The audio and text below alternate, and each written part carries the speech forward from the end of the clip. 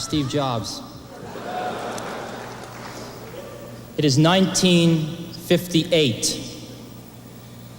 IBM passes up the chance to buy a young fledgling company that has invented a new technology called xerography.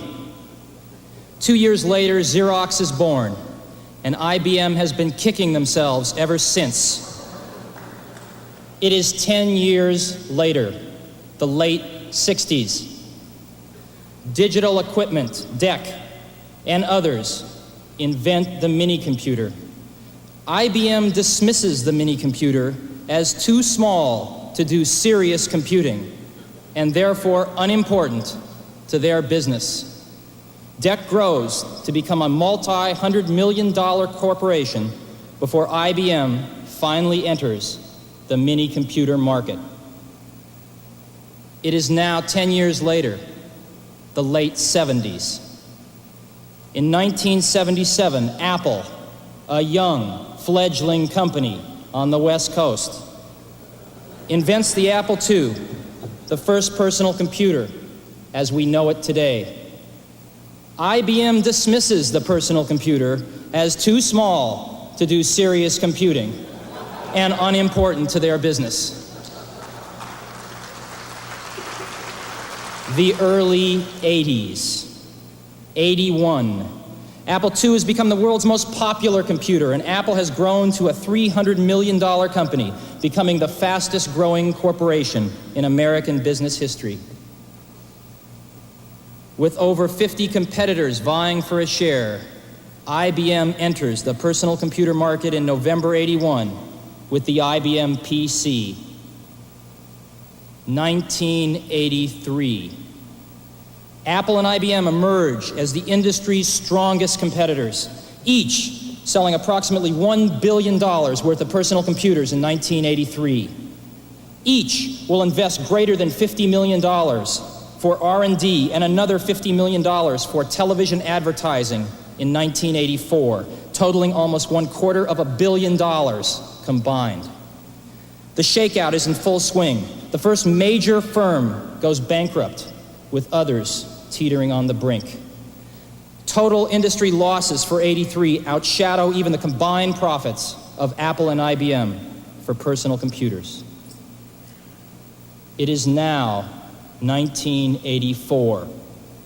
It appears IBM wants it all. Apple is perceived to be the only hope to offer IBM a run for its money. Dealers, initially welcoming IBM with open arms, now fear an IBM-dominated and controlled future. They are increasingly and desperately turning back to Apple as the only force that can ensure their future freedom.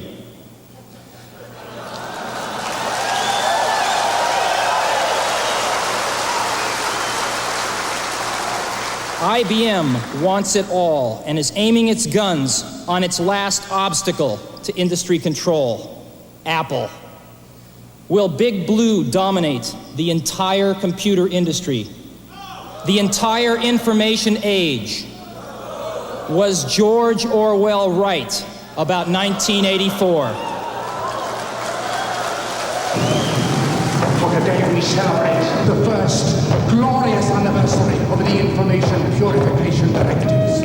We have created, for the first time in all history, a garden of pure ideology, where each worker may bloom, secure from the pests of very contradictory thoughts. Our unification of thoughts is more powerful a weapon than any fleet or army on earth.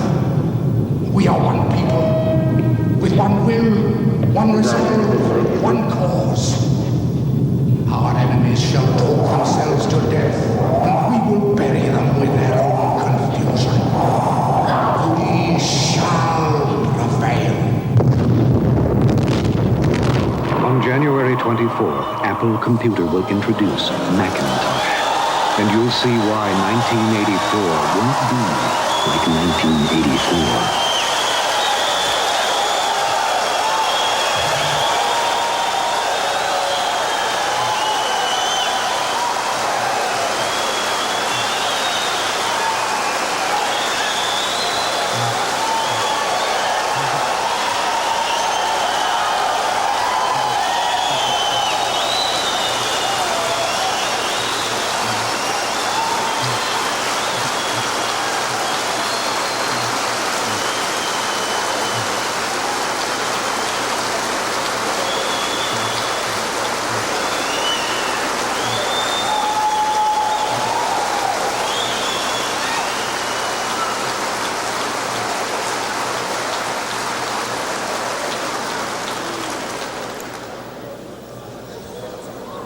That ad is going to run 1 week before Macintosh is introduced.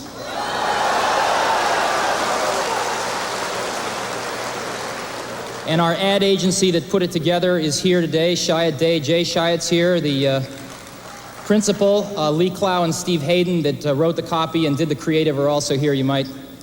I guess they just heard what you thought.